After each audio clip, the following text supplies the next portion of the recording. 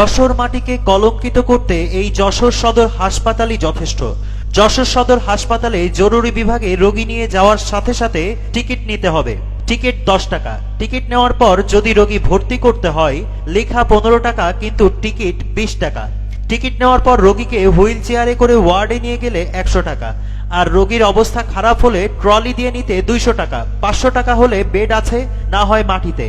আর সাথে ফ্রি পাবেন নার্সদের জঘন্য ব্যবহার আর রোগীর ওপর অবহেলা। রোগী ভর্তি শেষ, এবার ডাক্তারের পালা। ডাক্তার আসবে, রোগী দেখবে, তারপর শুরু হবে পরীক্ষা।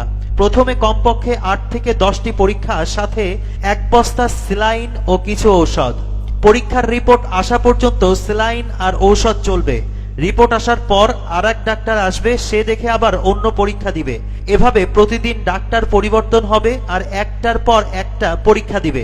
পরীক্ষা করাতে হুইল চেয়ারে নিয়ে গেলে 100 টাকা, আর ট্রলিতে নেওয়া লাগলে 200 টাকা ওয়ার্ড বয়কে দিতে হবে। আর প্রতিদিন নতুন নতুন ঔষধ যোগ হবে। প্রতিদিন রোগীর সাথে দেখা করতে আসলে দারোয়ানকে খুশি করতে হবে।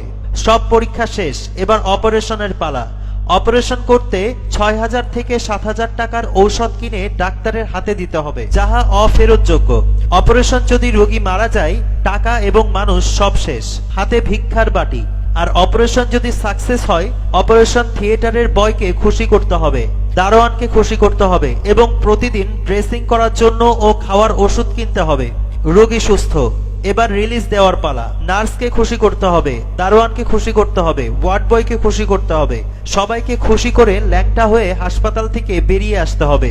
তারপর বাহিরে এসে দেখবেন জাতির সেই ব্যানার ঝুলে আছে, আমি ও আমরা সবাই সাধু। যশোর মাটিকে কলঙ্কিত করতে এই যশোর সদর হাসপাতালই যথেষ্ট। যশোর সদর হাসপাতালে জরুরি বিভাগে রোগী নিয়ে যাওয়ার সাথে সাথে টিকিট নিতে হবে।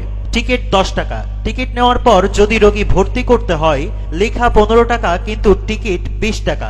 টিকিট নেওয়ার পর রোগীকে হুইল চেয়ারে করে ওয়ার্ডে নিয়ে গেলে 100 টাকা, আর রোগীর অবস্থা খারাপ হলে ট্রলি দিয়ে নিতে 200 টাকা। 500 টাকা হলে বেড আছে, না হয় মাটিতে। আর সাথে ফ্রি পাবেন নার্সদের জঘন্য ব্যবহার আর রোগীর ওপর অবহেলা। রোগী ভর্তি শেষ, এবার ডাক্তারের পালা। ডাক্তার আসবে, রোগী দেখবে, তারপর শুরু হবে পরীক্ষা। প্রথমে কমপক্ষে 8 থেকে 10টি পরীক্ষা, সাথে 1 বস্তা স্যালাইন ও কিছু ঔষধ। পরীক্ষার রিপোর্ট আসা পর্যন্ত স্যালাইন আর ঔষধ চলবে।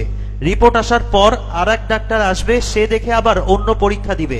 এভাবে প্রতিদিন ডাক্তার পরিবর্তন হবে আর একটার পর একটা পরীক্ষা দিবে। পরীক্ষা করাতে হুইল চেয়ারে নিয়ে গেলে 100 টাকা, আর ট্রলিতে নেওয়া লাগলে 200 টাকা ওয়ার্ড বয়কে দিতে হবে। আর প্রতিদিন নতুন নতুন ঔষধ যোগ হবে। প্রতিদিন রোগীর সাথে দেখা করতে আসলে দারোয়ানকে খুশি করতে হবে। সব পরীক্ষা শেষ, এবার অপারেশনের পালা।